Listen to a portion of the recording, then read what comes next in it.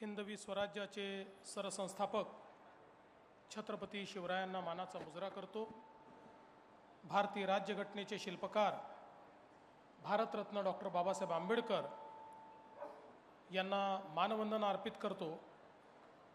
आजच्या कार्यक्रमामध्ये आपल्यामध्ये उपस्थित असलेले जिल्ह्याचे पालकमंत्री ज्यांच्या नियोजनातून आजचा हा कार्यक्रम या ठिकाणी संपन्न झाला ते चंद्रशेखर बावनकुळेजी, मंत्री अतुल सावेजी, आशिष जयस्वालजी, खासदार श्यामभाऊ बर्वेजी, आमदार मोहन मतेजी, परिणय फुकेजी, कृपाल तुमानेजी, संजय मेश्रामजी, आशिष देशमुखजी, चरण सिंग ठाकूरजी, कृपाल तुमानेजी, सर्वच या ठिकाणी उपस्थित आपले आमदार, उपस्थित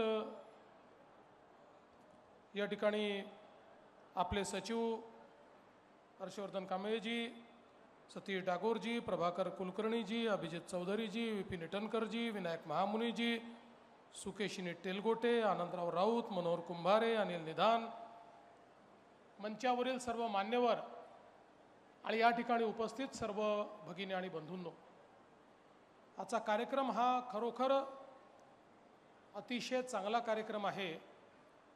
कारण आज ज्या विविध घटकांना या कार्यक्रमाच्या माध्यमातून लाभ देऊन आपण एक प्रकारे त्यातल्या अनेकांना आपल्या पायावर उभं करतोय।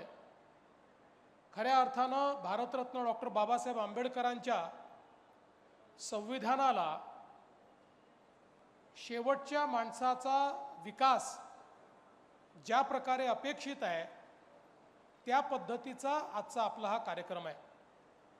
या ठिकाणी 500 दिव्यांगांना आपण ई रिक्षा प्रधानमंत्री खनिज कल्याण योजनेच्या अंतर्गत आज दिलेले आहेत आणि अतिशय पारदर्शी अशा प्रकारच्या पद्धतीनं लॉटरी काढून त्यांची वैद्यकीय तपासणी करून अतिशय ई रिक्षा चालवण्यास जे योग्य आहेत। देश विदेशातील प्रत्येक घडामोडींचे लाईव्ह अपडेट मिळवण्यासाठी आता साम टीव्हीच्या सर्व सोशल मीडिया प्लॅटफॉर्मला लाईक, फॉलो आणि सबस्क्राईब करा। तसंच सर्व नोटिफिकेशनसाठी बेल आयकॉन प्रेस करायला विसरू नका। अशा दिव्यांगांची निवड केली आणि आज त्यांना या ई रिक्षा मिळाल्यामुळे त्यांच्या जीवनामध्ये निश्चितपणे एक मोठं परिवर्तन होणार आहे आणि स्वावलंबी होण्याकरता, आत्मनिर्भर होण्याकरता, आपली आणि आपल्या कुटुंबाची काळजी घेण्याकरता एक रोजगाराची मोठी संधी या माध्यमातून त्यांना मिळालेली आहे। आणि म्हणून अशा सर्व दिव्यांगांचं मी अतिशय मनापासून या ठिकाणी अभिनंदन करतो। त्यासोबत संजीवनीसारख्या योजनेच्या माध्यमातून आपला स्वयंरोजगार चालवण्याकरता या ठिकाणी ज्या गाड्या देण्यात आलेल्या आहेत, अतिशय चांगल्या पद्धतीनं तयार केलेल्या गाड्या आहेत। सर्व प्रकारची सामुग्री, ज्याला आपण स्ट्रीट फूड म्हणतो, अशा रस्त्यावरच्या स्ट्रीट फूड करता जी काही सामुग्री लागते ही सगळी सामुग्री युक्त असलेल्या या गाड्या आज आपण दिलेल्या आहेत।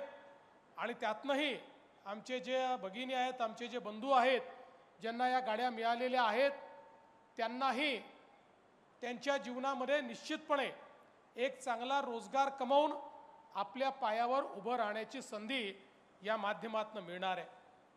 मला या गोष्टीचा आनंद आहे की कर्मवीर दादासाहेब गायकवाड योजना जी बंद पडली होती, मागच्या काळात मी मुख्यमंत्री असताना आपण पुन्हा सुरू केली आणि त्या योजनेच्या माध्यमातून आमच्या अनुसूचित जातीच्या भूमिहीन लोकांना त्या ठिकाणी जमीन देण्याचा निर्णय आपण घेतला, वेगवेगळ्या प्रकारची मदत करण्याचा निर्णय आपण घेतला।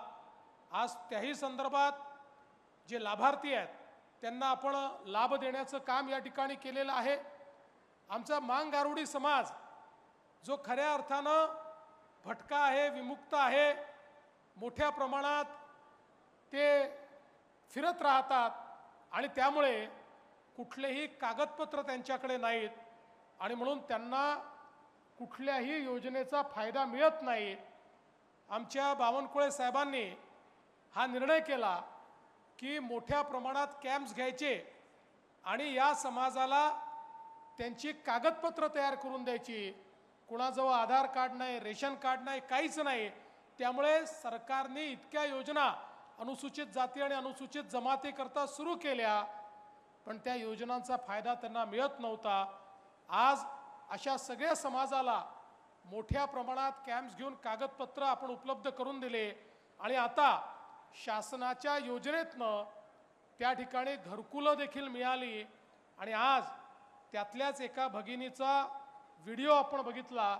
त्यांचं जे समाधान आहे, शेवटी आपल्या देशाला स्वातंत्र्य मिळून इतकी वर्ष झाली, पण जोपर्यंत समाजातला एकही व्यक्ती वंचित आहे तोपर्यंत भारतरत्न डॉक्टर बाबासाहेब आंबेडकरांचं संविधान हे आपण पूर्णपणे निभावलं अशा प्रकारे आपल्याला म्हणता येणार नाही. आणि म्हणूनच त्या दिशेनं निश्चितपणे आपण चांगली या ठिकाणी वाटचाल केली आणि त्यांनाही घरकुल देण्याचं काम हे आपण या ठिकाणी केलेलं आहे. आमच्या अंगणवाडी सेविका आणि आशा सेविका ज्या खऱ्या अर्थानं आज गावागावातल्या फर्स्ट रिस्पॉन्डर आहेत, वेगवेगळ्या प्रकारची कामं त्या पूर्ण करतात.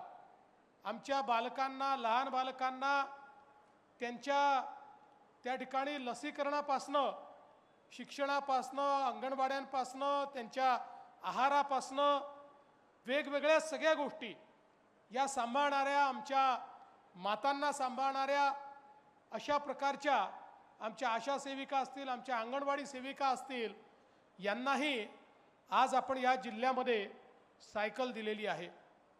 खरं म्हणजे एक सायकल ही खऱ्या अर्थानं त्यांच्या गतीला वाढवणारी असते, त्यांचे श्रम थोडे कमी करणारी असते आणि त्यांना अधिक सेवा देण्याची त्या ठिकाणी ऊर्जा देणारी असते.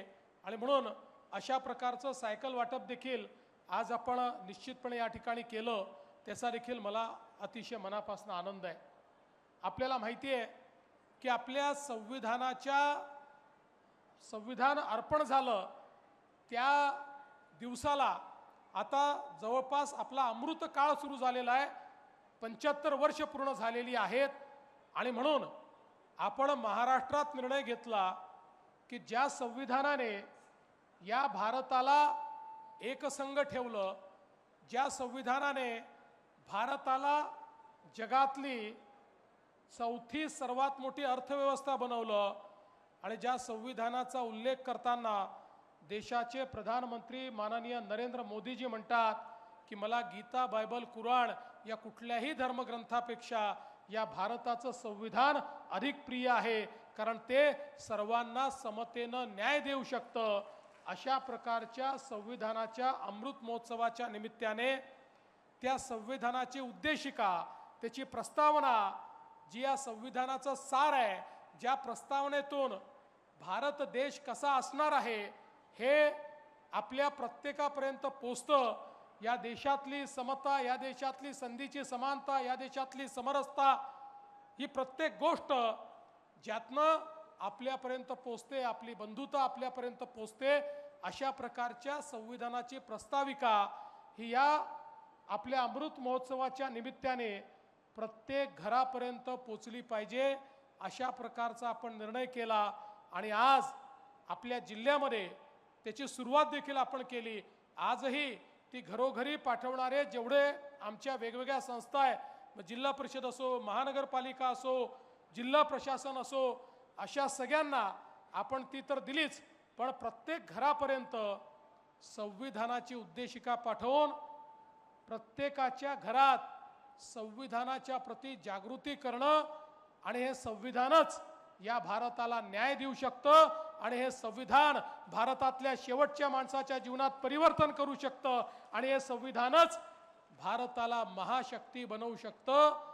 हा विश्वास प्रत्येकाच्या मनामध्ये रुजवण्याचा आजचा कार्यक्रम आपण या ठिकाणी केलेला आहे. आणि म्हणून मी सामाजिक न्याय विभागाचं देखील अतिशय मनापासून अभिनंदन करेन की या विविध उपक्रमांच्या माध्यमातून अनुसूचित जातीच्या आमच्या सर्व घटकांपर्यंत या योजना पोचवण्याचं काम तुम्ही केलं. आणि त्यासोबत खनिज विकास निधीच्या माध्यमातून जिल्हाधिकाऱ्यांनी देखील अतिशय चांगल्या पद्धतीनं या निधीचा वापर हा या ठिकाणी माननीय पालकमंत्र्यांच्या नेतृत्वात केला, त्याबद्दल त्यांचंही मनापासून अभिनंदन करतो. पालकमंत्र्यांनी आत्ताच पुढच्या आपल्या योजना काय आहेत त्या सांगितल्या. आपल्याला या ठिकाणी मोठ्या प्रमाणात रोजगाराची निर्मिती करायची आहे आणि सर्वाधिक आमच्या ज्या भगिनी आहेत त्या भगिनींना देखील रोजगार त्या ठिकाणी द्यायचा आहे. आणि म्हणूनच आज आपल्या देशाचे प्रधानमंत्री माननीय मोदीजींनी लखपती दीदी सारखी योजना सुरू केली. महाराष्ट्रामध्ये आम्ही 25 लाख लखपती दीदी तयार केले आहेत. लवकरच 50 लाख लखपती दीदी आम्ही तयार करणार आहोत आणि 1 कोटी लखपती दीदी आमचा करायचा मानस आहे. लखपती दीदी म्हणजे जी आमची बहीण स्वतःच्या श्रमाने शासनाच्या योजनांचा उपयोग करून प्रत्येक वर्षी 1 लाख रुपयांपेक्षा जास्त पैसा कमवेल, 30 लखपती दीदी असणार आहे. आता आमच्या काही दीदी तर 5 लखपती झाल्या, काही 10 लखपती पर्यंत पोहोचलेल्या आहेत. त्यामुळे आमच्या बहिणींच्या हाताला जर थोडंसं आपण पाठबळ दिलं तर त्या काय करू शकतात हा आपण बघितलेला आहे. आपल्या नागपूर जिल्ह्यातही मोठ्या प्रमाणात लखपती दीदी तयार करून आणि आपल्या बचत गटाच्या माध्यमातून मोठ्या प्रमाणात रोजगारांची निर्मिती आपल्याला करायची आहे. यासोबत मगाशी ज्याचा उल्लेख आशिष जयस्वालजींनी केला, अतिशय चांगली योजना त्यांच्या संकल्पनेतून आम्ही तयार केली आणि आपल्या प्रत्येक अनुसूचित जातीच्या घराला त्या ठिकाणी आता ऊर्जादाता बनवून त्यांच्या घरावर त्या ठिकाणी सोलरच्या माध्यमातून त्यांचं इलेक्ट्रिसिटीचं बिल 0 करायचं, अशा प्रकारची योजना आपण हातामध्ये घेतलेली आहे. आणि पुढच्या काळामध्ये अनुसूचित जाती अनुसूचित जमातीला हे लागू करू. हळूहळू ओबीसी आणि जनरलला देखील आम्ही एक नव्याने योजना तयार केली आहे. सगळ्या आपल्या ज्या गरीब आहेत त्या सगळ्यांना आणि प्रधानमंत्री आवास योजनेतल्या सगळ्या लाभार्थ्यांना त्या ठिकाणी मोफत अशा पद्धतीनं आपल्याला त्यांना वीज पुरवठा करायचा आहे. त्या दृष्टीनं आपल्या जिल्ह्यात सर्वाधिक काम करण्याचा मानस आम्ही सगळे जे आमदार आहेत, खासदार आहेत, आपले पालकमंत्री आहेत, आपले मंत्री आहेत, आम्ही सगळ्यांनी मिळून या ठिकाणी घेतलेला आहे. आणि मी आपल्याला विश्वास देतो की या जिल्ह्याच्या विकासाकरता जिल्ह्यातल्या सामान्यातल्या सामान्य माणसाला रोजगार मिळाला पाहिजे, दिव्यांगांच्या जीवनात परिवर्तन झालं पाहिजे, या दृष्टीनं या सगळ्या योजना लागू करण्याकरता पूर्ण पाठबळ मुख्यमंत्री म्हणून या सर्वांच्या पाठीशी मी उभं करेन, हा विश्वास मी आपल्याला देतो. ज्या ज्या योजना आपण माझ्यापर्यंत मान्यता देता येईल याकरता प्राधान्याने ते काम करण्याचं या ठिकाणी मी आपल्याला आश्वासित करतो.